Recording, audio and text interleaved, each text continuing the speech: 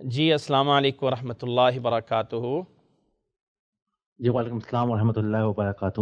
میرا نام بلال ہے اور میں کینیڈا سے بات کر رہا ہوں۔ میرا ایک یہ سوال ہے، جو لوگ قبرستان جاتے ہیں کسی کے لیے قبر پہ فاتحہ دعا کرنے کے لیے، وہ لوگ وہاں جا کے کئی دفعہ پورا قرآن ہاتھ میں لے کے پڑھ رہے ہوتے ہیں، یا وہاں کر کے قرآن پڑھ کے بخشنے والا سلسلہ شروع کرتے ہیں کہ ہم مردے کو بخش لیں۔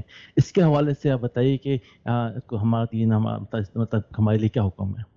بلال بھائی، آپ یہ جو ایک تصور سا بنا ہوا ہے کہ ہاتھ میں قرآن مجید اٹھا لینا اور قبرستان میں چلا جانا اور وہاں بیٹھ کے سورۃ یاسین پڑھی جا رہی ہے، سورۃ رحمان پڑھ رہے ہیں، سورۃ ملک پڑھ رہے ہیں، یا کوئی بھی ایسی صورتیں پڑھ رہے ہیں، یہ صرف اپنی دل کی تسلی کے لیے ہے۔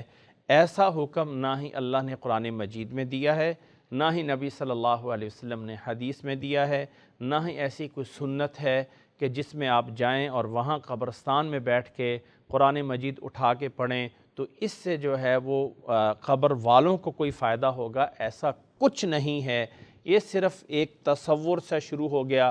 اب اگر کوئی انسان اس طرح کے سٹائل کرنے کو عبادت بنا لے گا تو وہ بدعت بن جائے گا، اس لیے اس سے بچنا چاہیے۔ اصل قبروں پہ جانے کا جو بتایا گیا نا حدیث میں، اس میں ان لوگوں کے لیے نہیں بتایا گیا کہ جو قبر میں موجود ہیں۔ اصل جو بتایا گیا ہے وہ بتایا گیا ہے کہ آپ صلی اللہ علیہ وسلم نے فرمایا تھا، قبروں کی زیارت کیا کرو، قبروں کی زیارت تمہیں موت کی یاد دلاتی رہیں گی۔ انہا تذکرکم الآخرہ، آخرت کی یاد۔ تو وہ تو انسان جانے والے کے لیے ہے نا، وہاں والے کے لیے تو دعا کریں۔ وہ دعا آپ اپنے گھر میں بیٹھ کے کریں تب بھی اللہ سننے والا ہے، وہ آپ دعا وہاں قبرستان میں جا کے کریں تب بھی اللہ سننے والا ہے۔ اصل قبرستان جانے کا مسئلہ ہے کہ اپنی موت کو یاد کیا جائے، آخرت کو یاد کیا جائے، اس عبرت حاصل کرنے کے لیے جایا جاتا ہے، نہ یہ ہے کہ وہاں والے لوگوں کے لیے کوئی فائدہ مند ہوتا ہے۔ وہاں والے لوگوں کے لیے سب سے بڑی چیز جو ہم کر سکتے ہیں ان کے حق میں دعا کریں۔ باقی رہا کہ قرآن مجید میں پڑھوں اور نیت کر لوں کہ اے اللہ اس کا ثواب فلاں کو دے دیا جائے، تو یاد رکھ لیں ایسا نہیں ہے۔ اللہ تعالیٰ نے مجھے یا آپ کو ایسا اختیار نہیں دیا ہے، ایسا اختیار نہیں دیا ہے کہ عمل میں کروں اور میری نیت سے وہ عمل میرے نامہ اعمال کے بجائے فلاں کے نامہ اعمال میں شفٹ کر دیا جائے۔ یہ اللہ نے مجھے اور آپ کو اختیار نہیں دیا ہے۔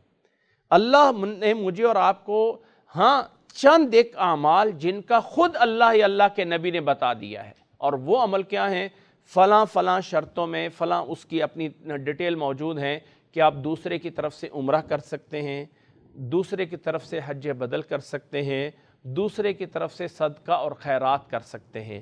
لیکن اگر میں کہوں کہ میں دوسرے کی طرف سے نماز پڑھنا شروع کر دیتا ہوں، تو اگر ایسا ممکن ہوتا تو ہر امیر بندہ اپنے لیے ایک بندے کو جاب پہ رکھ لیتا کہ تم میری جگہ پہ نمازیں پڑھتے رہو۔ ہر عمل دوسرے کی طرف سے نہیں ہو سکتا، اس کی کوئی دلیل نہیں۔ ایسے ہی قرآن مجید دوسرے کی طرف سے پڑھنا، اس کی کوئی دلیل موجود نہیں ہے۔ کیا میں کہہ لوں کہ میں کہتا ہوں لا الہ الا اللہ محمد الرسول اللہ اور نیت کر لوں کہ اے اللہ اس کا ثواب ابو جہل کو دے دے اور وہ جو ہے وہ جنتی ہو جائے، تو ممکن ہے؟ کیا میں یہ کہہ دوں کہ لا الہ الا اللہ عیسیٰ کلیم اللہ، اے اللہ اس کا ثواب جو ہے وہ فرعون کو دے دے اور وہ جنتی بن جائے، تو ہو جائے گا؟ نہیں۔ تو ایسے ہی جو قبرستان میں ہے کہ میں کہوں کہ اے اللہ بسم اللہ میں پڑھ رہا ہوں، سورۃ فاتحہ میں پڑھ رہا ہوں، آخری صورتیں میں پڑھ رہا ہوں، اور یہ 100 قرآن جمع کر کے لہٰذا ہم نے اس کے مردے کو حوالے کر دیے ہیں، تو اس کا تصور اسلام میں موجود نہیں ہے، کوئی دلیل نہیں ہے۔ اللہ کے نبی صلی اللہ علیہ وسلم کے دور سے، صحابہ کے دور سے کوئی ایسی دلیل موجود نہیں ہے۔ اس لیے قرآن مجید پڑھنا ہے، ذکر کرنا ہے، دوسرے کی طرف سے عمل ہونے میں، نیابت ہونے میں آپ کو دلیل چاہیے ہوتی ہے، جو قرآن کے اندر قرآن کی تلاوت کے بارے میں موجود نہیں۔ اللہ آپ کو ذائقہ